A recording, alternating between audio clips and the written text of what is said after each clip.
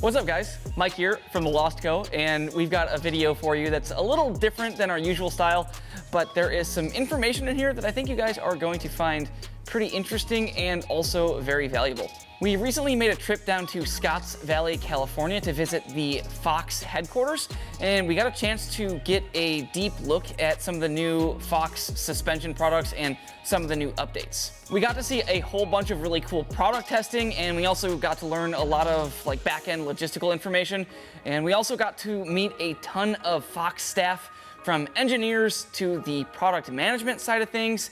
And all of these people were really passionate about what they were doing, and it was really cool to see in person and get to actually engage with these people. Plus, we were able to do some one-on-one interviews with Fox staff members of our choice.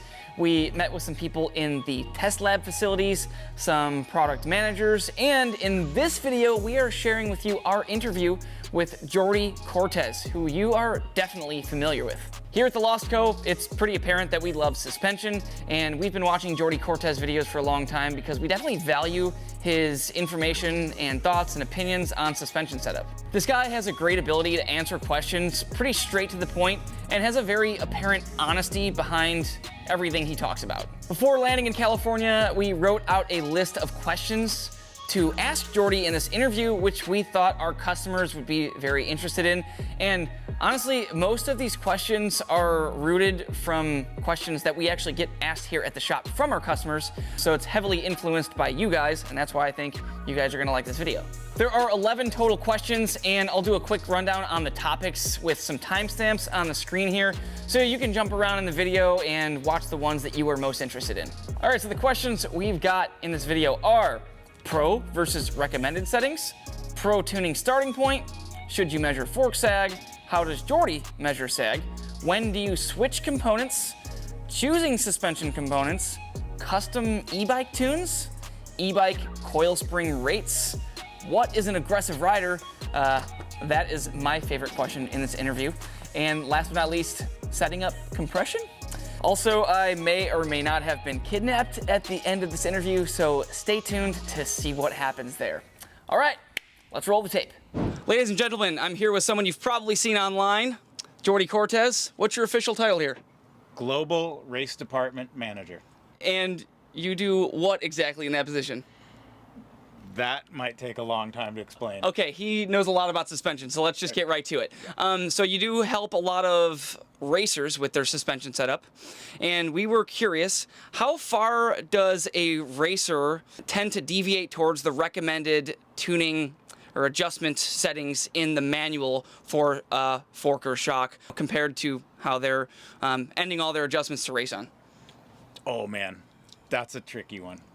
I don't know what the manufacturer's recommended settings are.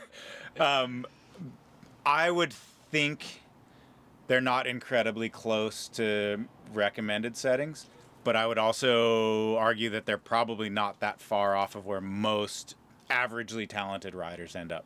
Cool. Closer than you would think. Okay, so riders at a pretty consistent speed, comparatively speaking, they do have relatively similar settings, you'd say? I would say that for sure. Awesome. Since you obviously don't even know what the starting recommended settings and adjustments are in the manual, where do you generally set the riders to get out on the product and start the tuning procedure? Well, for me, I've been working with the product already, right? So if it's a brand new thing that I've never seen in my life, we start with sag, we go to rebound, we go to compression, we do the normal bracketing process to get things lined up. I will have worked with 5 or 10 people on a prototype project before it even sees a race person. So I already have a really good idea of where to start based on body weights and bikes. So for me, starting is different than the average person starting. So your brain is kind of like the recommended starting, Yeah. just because you've been doing this for so long, and that's Exactly. because you're a pro. Over time, we have found that measuring sag on a fork is a little bit of a fleeting direction to go. Do you generally just use sag as strictly just a starting point to get them out on the trails? And do you actually measure that later on to be like, okay, we started at 22% sag and we ended you at X amount of sag? Or do you just go by whatever air pressure feels good? We would start with sag 100%. Like you have to have some kind of benchmark. But after that, you're going to relate pressure to where they were. And pressure's far more accurate than sag will be long term. Yeah. You will get variations of 3 or 4 mil in sag sometimes. Sure. But that's why we say just start there, work around that, don't deviate drastically. It's a good place to check every once in a while, but know your pressures. Awesome. So when you're writing down your adjustments that you end on, your high speed, low speed, rebound and compression, are you having riders write down the pressure that they're at or measured sag then? Both. Okay. So we'll always start with sag, and we'll have a sag number, and that will relate to a pressure number. Then we'll keep an eye on that pressure. And if it changes drastically from the initial pressure, we'll go back. Awesome. Okay. So both. In terms of checking sag as a professional race suspension person globally, checker. yeah. Do you measure sag with the rider in a neutral riding stance, or do you do all of their weight on the fork with their feet off the pedals, or do you do something differently for the type of riding? No. We basically, you can do it however you want as long as you're consistent with how you do it. The only time doing it differently matters is if you're trying to relate it to somebody else. If you're saying, hey, my sag's 20%, and you're doing it with one foot on the ground, or you're doing it pointed downhill, then obviously it's not going to be relevant.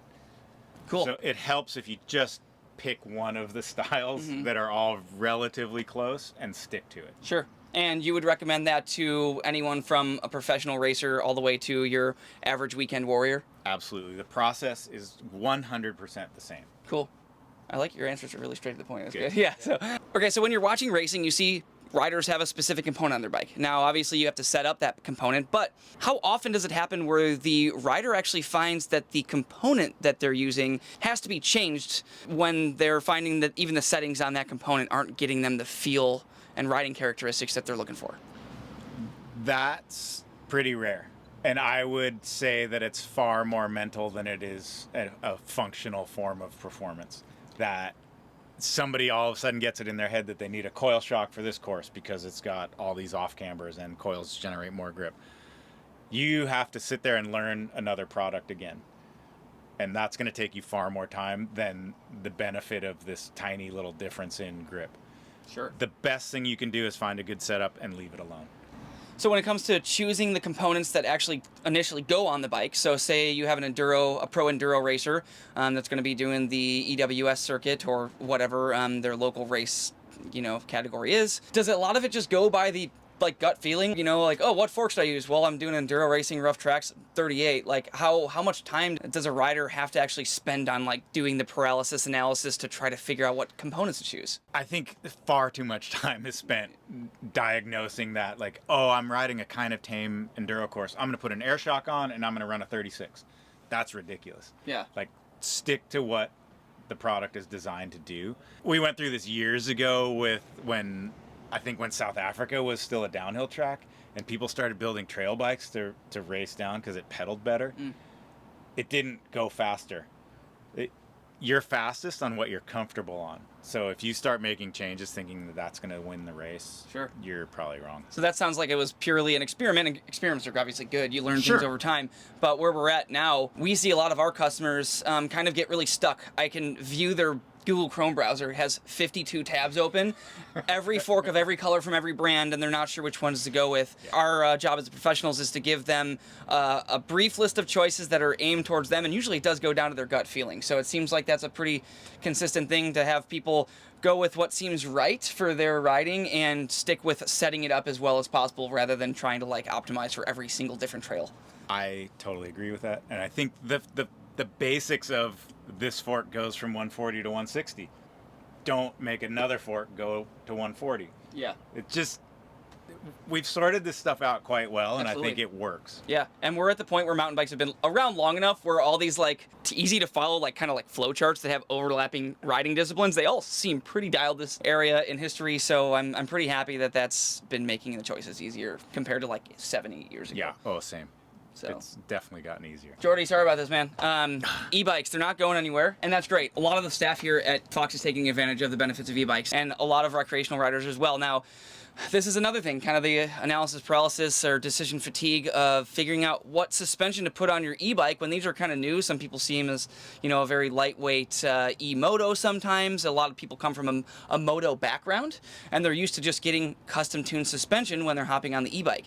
Now, how crucial is it for the average rider that has an eMTB, whether they're a new rider or, you know, new bicycle-style rider or an experienced bicycle rider, how crucial is it for them to have something that's custom-tuned towards an e-bike when they're, you know, upgrading their fork? I don't, at this point, I don't think it's a huge benefit to get anything custom for an e-bike. Obviously, you're dealing with more weight. So sometimes things like wheels, handlebars, little things like that, maybe. Suspension-wise, you're really not talking about a massive change in weight. An e-bike's maybe 20 pounds more than a acoustic bike. That's not huge. There's far bigger discrepancies just in rider weights than there are in e-bike weights. True. I've never really thought about that. Yeah, like that, yeah. There are differences in setup where e-bikes do tend to run into things a little bit harder just because they don't. It's a little bit harder to get an e-bike out of the way of smaller obstacles. It's harder to wheelie it. It's harder to get the back wheel up. And I think there's a really wide range of people riding them. So you also have to climb them. True.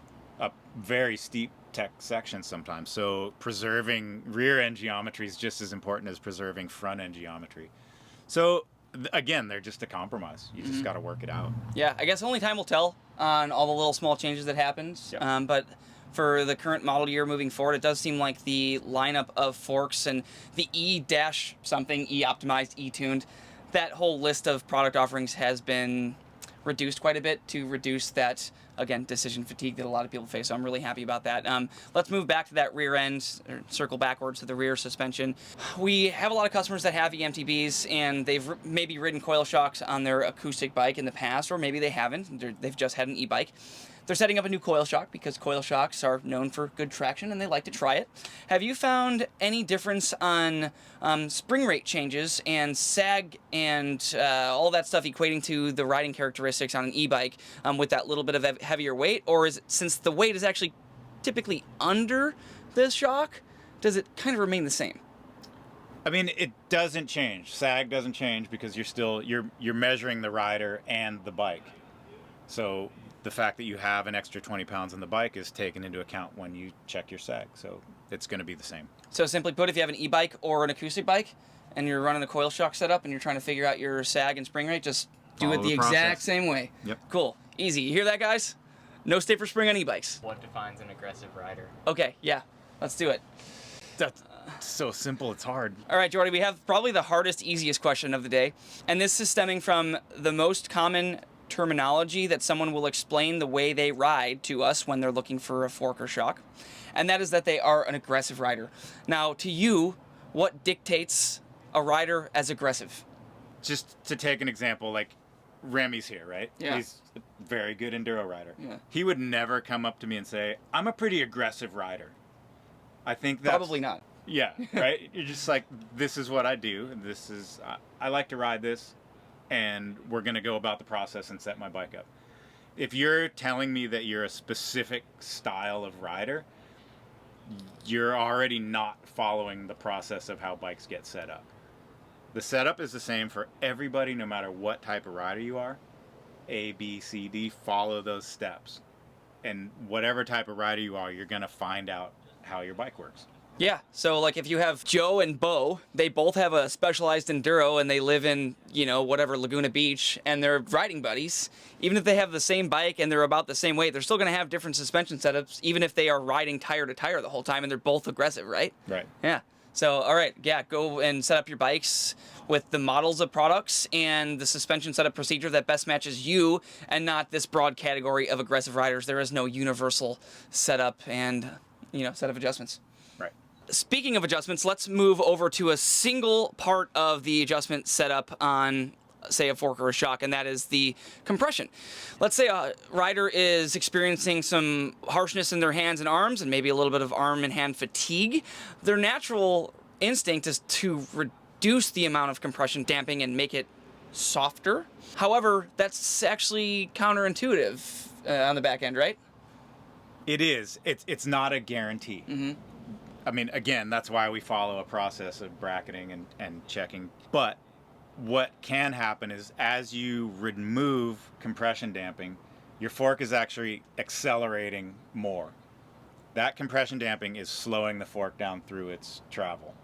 When you remove compression, you get massive accelerations until you hit the ramp of your volume spacers or your air spring, and that can actually contribute to harshness because you're using the travel less efficiently. You need a balance of air and damping to provide proper support.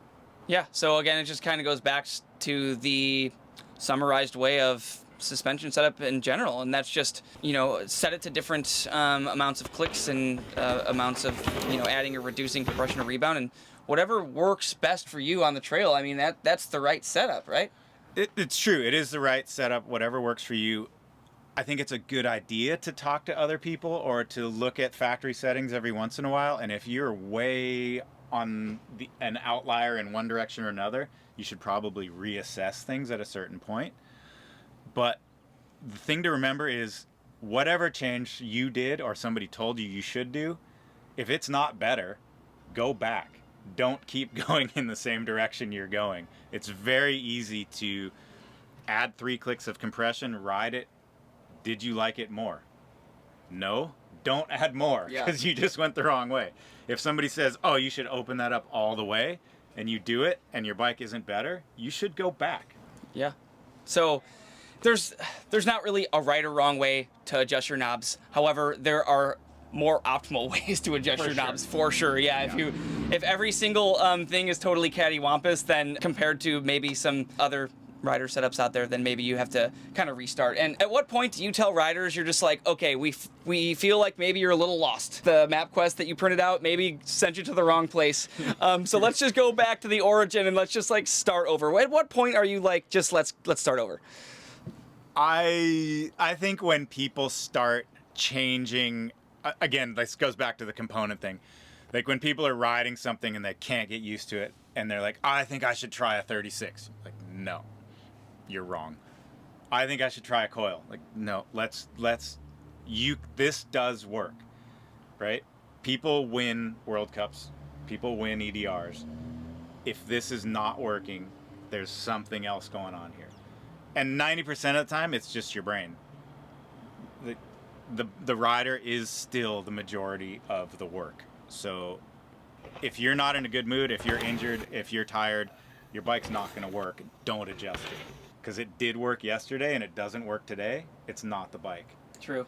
There's a lot of self-assessment involved in setting bikes up. Yeah, it's kind of like saying, oh, I'm really tired on the second half of my ride usually, but this suspension component isn't cutting it because I'm tired. Right. You're not gonna like set it up differently for the amount of fatigue. Maybe you should like, you know, eat some more rice and get some carbs in you and, you know, get in better shape. Yeah, so as much as that sucks to say. Jordi, it was a pleasure talking with you. Been watching you on videos and learning a lot about you over the years. And guys, just, you know, we are in the Fox race fan. I don't think that he's gonna kidnap me, but if you don't see another video in about a month, just go look into the Fox fan. Oh, so, no! Okay, nice, Steve. Nice, Steve, improv, baby. Yeah, I'm That's entertainment.